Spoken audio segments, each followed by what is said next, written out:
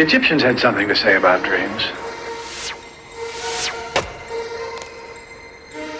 They believed that when a person sleeps, his other self goes out and does things. Appointment with fear. When love turns to hate. I need him. Where life becomes death. Must kill his baby in order for him to be king for another year. Appointment with fear.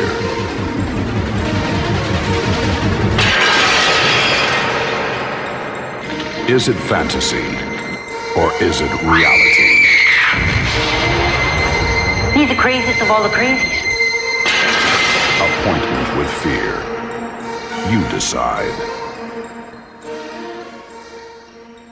Welcome, bienvenue, benvenuti.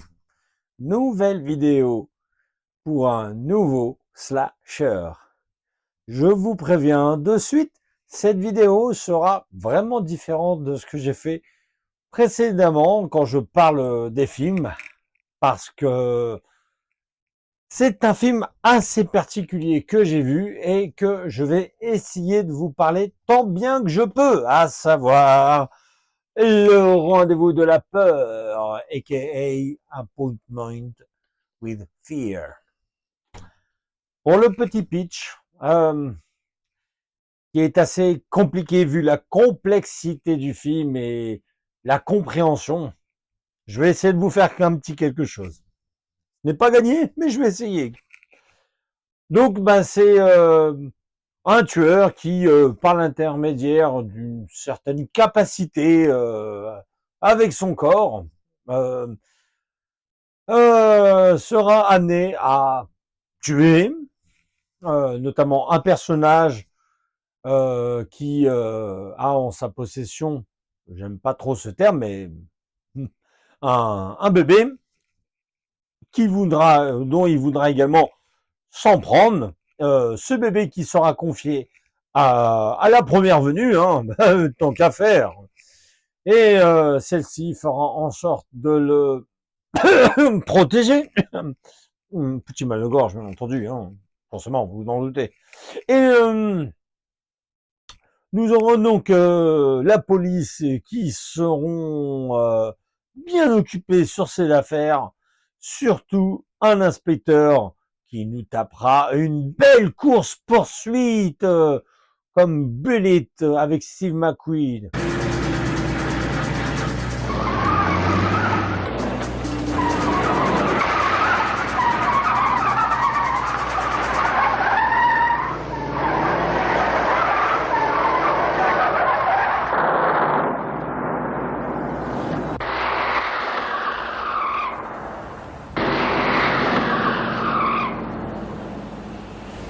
Non, je plaisante là, c'est pas vrai.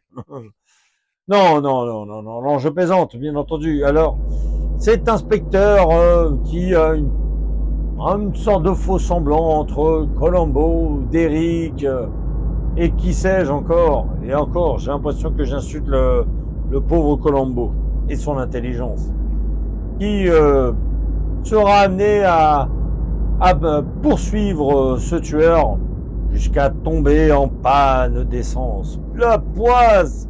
Il la rencontrera d'ailleurs souvent, cette poisse, pendant le film. L'inspecteur, ou du moins le détective, ayant reconnu le tueur,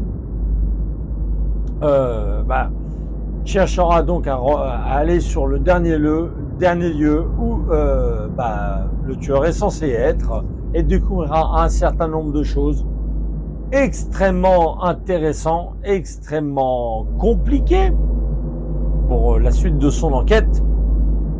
Le petit, lui, qui est donc auprès d'une dame assez particulière, ayant un maquillage tout autour de ses yeux, un petit peu comme une indienne, alors qu'elle n'a rien du tout avec cela.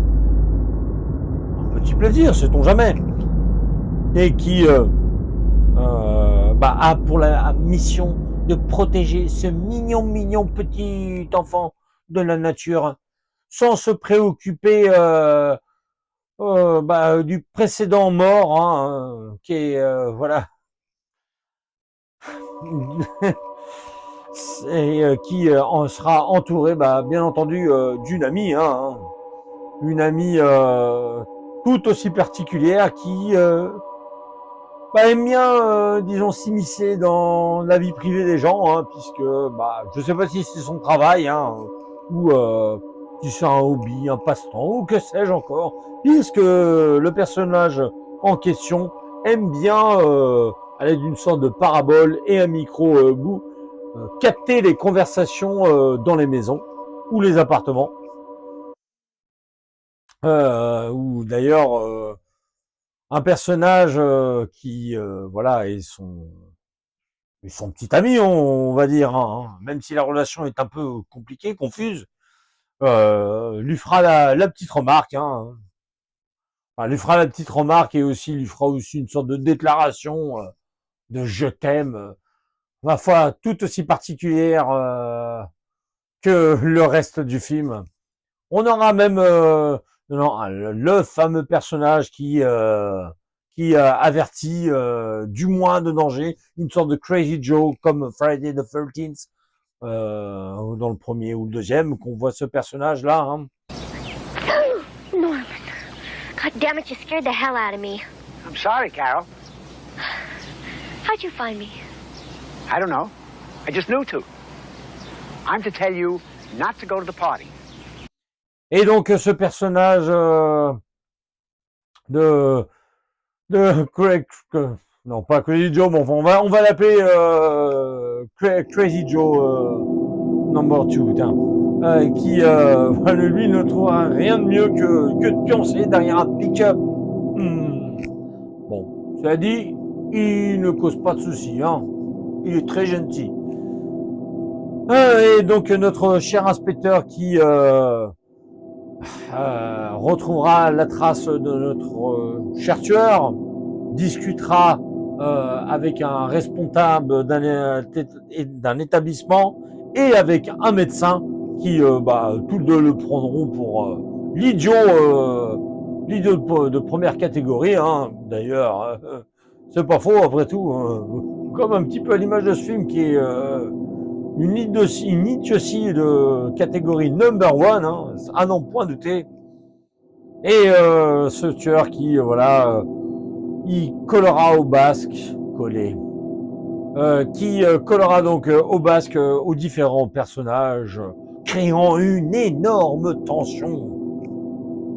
Ouais, une tension vraiment à un niveau bas, mais une énorme tension. Jusqu'à son dénouement final, dit de pseudo-sacrifice, qui me rappellera d'ailleurs un ancien trauma de la saga Jaws the Revenge. Voilà. Je ne saurais que dire de plus sur ce pitch, qui déjà est assez compliqué à en faire, tellement le film part dans tous les sens. Et sincèrement, si vous voulez tenir le coup, sortez les packs de bière, hein. Et je sais pas le pack de bière de 6, hein. Non, les 24. Vous sortez les 24 et peut-être que vous réussirez à l'apprécier comme une sorte de contraction entre le navet et le nanar, hein. Mais il faut être courageux. Moi qui aime pourtant les nanars, je dois dire que c'est très particulier, très particulier, puisqu'on assiste à plusieurs reprises à des scènes complètement lunaires, des dialogues tout aussi lunaires, des partitions musicales tout aussi désagréables que incompréhensibles et incohérentes, une réalisation qui part aussi dans tous les sens. Je veux dire, on a vraiment des scènes qui sont complètement à l'ouest, ne serait-ce que comme la scène, enfin une des scènes dans un hôpital psychiatrique entre l'inspecteur et puis le supposé gérant de cet établissement. He can remain king only if he kills his own child. I don't know, Kowalski. I don't go for all this mumbo jumbo. Well, neither do I. I shouldn't anyway. Yeah, well, you're gonna get us in trouble, Kowalski. You're chasing rainbows. No, I'm not. You are too.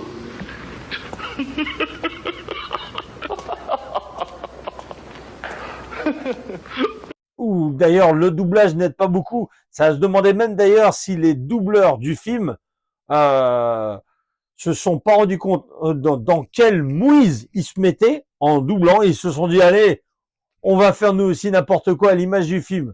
Tellement ça part dans tous les sens. Il y a du moment, c'est vraiment du pipi caca culotte, je vous assure.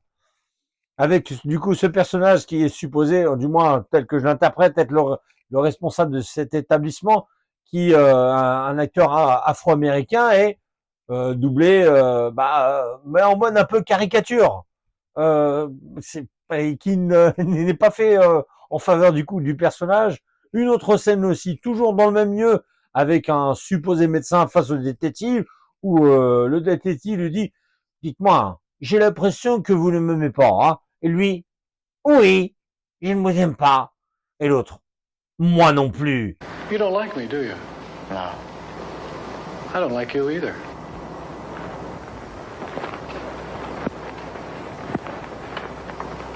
Wouh! Et top, les gars! Non, mais sincèrement, même ça, en comparaison aux autres scènes que j'ai subies, sont au final divertissantes. On a par exemple une scène complètement, encore une fois, j'insiste, lunaire, mais à la ramasse, où les deux personnages féminins s'échangent un dialogue qui finit en une sorte de devinette, où l'autre personnage lui dit « Alors, devine qui est-ce que j'ai rencontré là-bas, devine qu'est-ce que j'ai vu, etc. » Et l'autre qui dit « Ah, bah t'avais un garçon, donc il était comment, il était tout nu, t'as vu sa bistouquette ou quoi ?» Bon, j'exagère légèrement les choses, légèrement. I had a dream about you last night. Yeah? What'd you dream? You guess. Give me a hint. Okay. You were at a disco. You were horny. And you saw this man standing across the dance floor. And you wanted him. I looked sensational. His eyes fastened on me immediately. Yes. I went to him. No. He came to me. Yes. I grabbed him by the balls. No. By the ass? No. He put his arms around me. Yes. We danced. No. He caressed me. Yes. He touched my tit. No. This isn't fun. See, nothing's really happening. Okay, it will, it will. Come on. Okay. He wanted to make love. Yes. He took my clothes off. At a disco? Why not? No. I took his clothes off. No. I got it. Magically, we're both nude. Yes. I threw him on the floor and demanded total submission. No.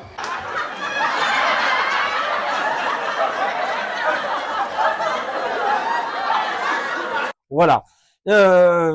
On en attend ce bébé qui est supposé être sous la responsabilité de cette personne qui l'a récupéré face à la dame qui est décédée quasiment à côté d'elle. D'ailleurs, on se demande de quoi elle est décédée.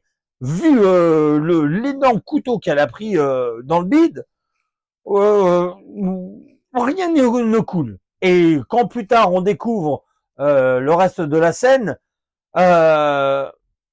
c'est l'équivalent d'une goutte de sang, hein, parce que ce personnage-là aurait dû perdre je ne sais combien de litres de sang, et ce n'est pas des blagues.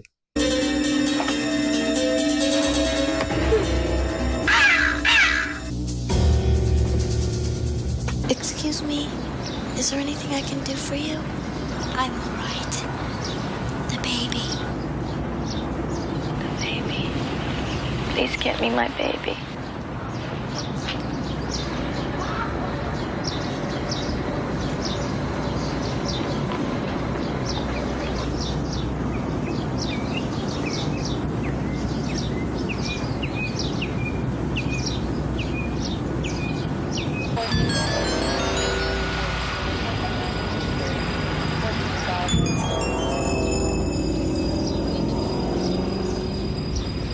Et donc, du coup, voilà, c'est ce bébé voilà, qui apparaît ici et là. Voilà, on lui donne même pas à manger. Le bébé, il n'a pas soif, il n'a pas faim, il dort pas. Enfin, si, à l'occurrence, juste sur une scène, vraiment sur la fin, qui puisait. Mais c'est vraiment lunaire, vraiment lunaire. On a même je ne sais combien le nombre de scènes lunaires qu'on assiste pendant ce film, avec des scènes dites d'apparition, un peu comme si c'était un esprit, avec ce tueur qui apparaît quasiment enfin même quasiment apparaît à plusieurs moments dans le même genre de stock shot. On utilise à plusieurs reprises les mêmes plans où c'est pendant la nuit. On le voit le regarder avec une sorte de regard menaçant, mais c'est plutôt un regard de non-jeu. En l'impression le mec qui fait la tronche, où il devait se dire qu'est-ce que je fous là, quoi. Tellement le film part dans tous les sens.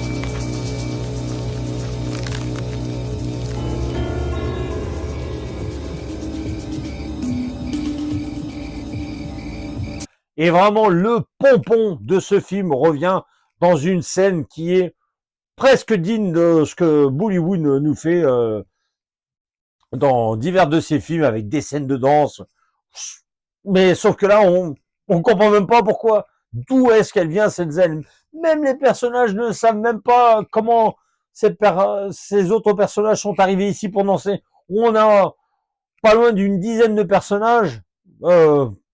J'exagère un peu, encore une fois, peut-être 6-7 personnages qui, d'un seul coup, comme ça, débarquent et nous tapent une petite danse sous une musique à moitié électro, désagréable, je vous assure.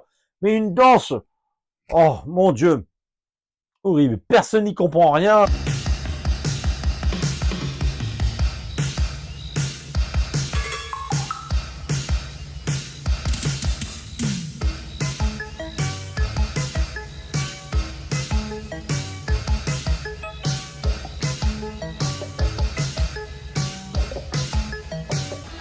What is this? Dancers. Bobby, I can see that these are dancers, but who are these people? I don't know. On a des personnes qui apparaissent, disparaissent, reviennent à des moments sans trop savoir pourquoi, ou reviennent même limite comme des zombies. Le tueur qui s'en prend à des personnages sans aucun lien, pas par moment. Encore si voilà, ça serait un personnage qui aurait un rapport direct avec le bébé, mais même pas là. Il s'en prend. C'est horrible, c'est horrible. Et ce pauvre pseudo Crazy Joe qui est là un petit peu, on va dire, détendre l'atmosphère, amuser l'atmosphère, qui parle un petit peu, voilà, aux différents objets, aux différentes lumières qui sont autour de lui, mais c'est vraiment un film dont je ne pensais pas sortir aussi déboussolé.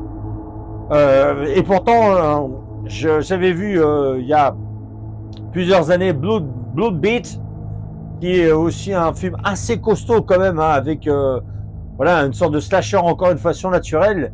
Mais là, sur ce film-là, sur le rendez-vous de la peur, hein, on est vraiment pas sur un slasher surnaturel. Enfin si, mais sur un slasher lunaire. Et pas dans le bon sens du terme, c'est ça le pire.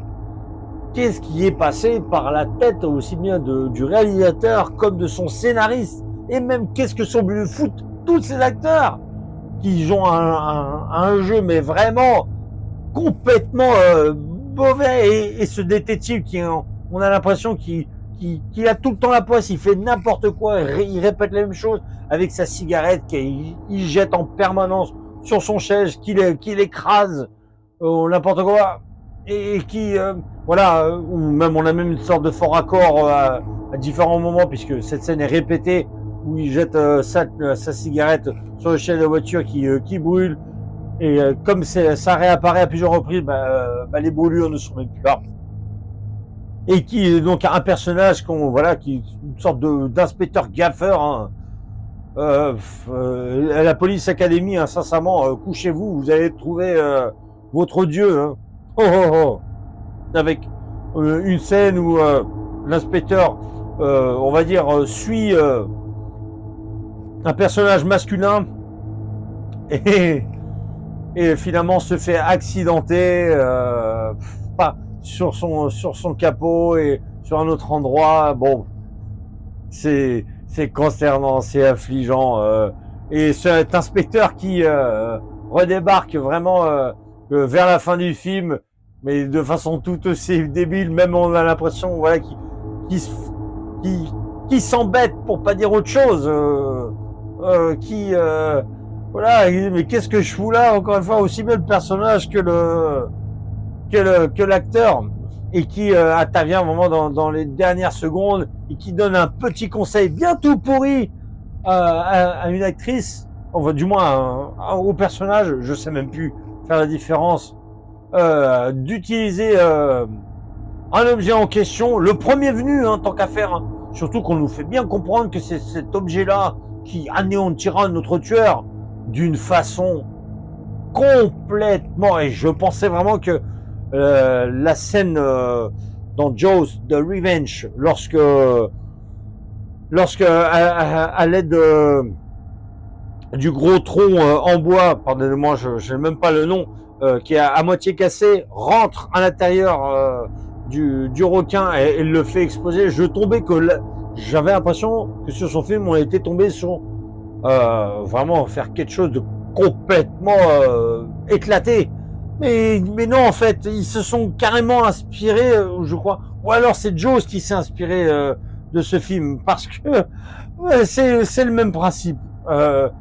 Surtout pour au final, non pas c'est des morceaux de chair, c'est des morceaux de feuilles. Non, mais qu'est-ce qu'ils ont fait? Qu'est-ce qu'ils ont fait?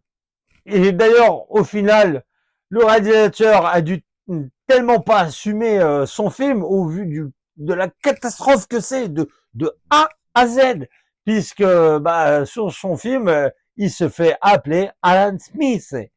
Et oui, et pour ceux qui sont pas coutumiers du fait, Alan Smith, c'est pour ceux qui en général, lorsqu'ils ont fini un film, n'arrivent pas à assumer le film qu'ils ont réalisé. Alors après, il y a des exceptions. Il y a des films, par exemple, qui ont reçu beaucoup de problèmes à la suite de leurs producteurs, qui ont voulu retravailler sur le métrage, couper des choses, rajouter des choses, et du coup, là, les réalisateurs, se sentant dépossédés entre guillemets de leur bébé, ne sentent plus du tout que c'est leur création, et demandent à ce que leur nom véritable soit retiré et d'y mettre le nom de Alan Smith. Et voilà.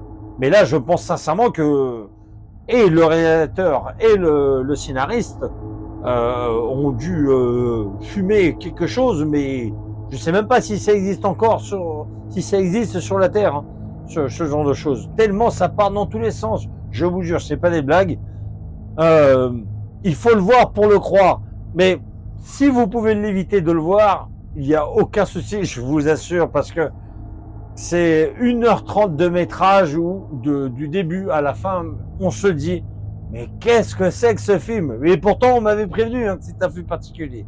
J'ai voulu tester. Je suis quand même peut-être assez maso, puisque ce film-là, je le garde malgré tout dans ma collection de slasher VHS. Hein. Alors, peut-être, on sait-on jamais, hein, dans un certain temps, ce film aura une aura culte. Même pas pour moi, c'est pas possible. Non, sincèrement, voilà. Si vous voulez vous fendre la poire dans un état second, mettez-vous, alors vraiment dans un état second, c'est second, peut-être même à la limite du coma, hein, et à ce moment-là, peut-être vous l'apprécierez.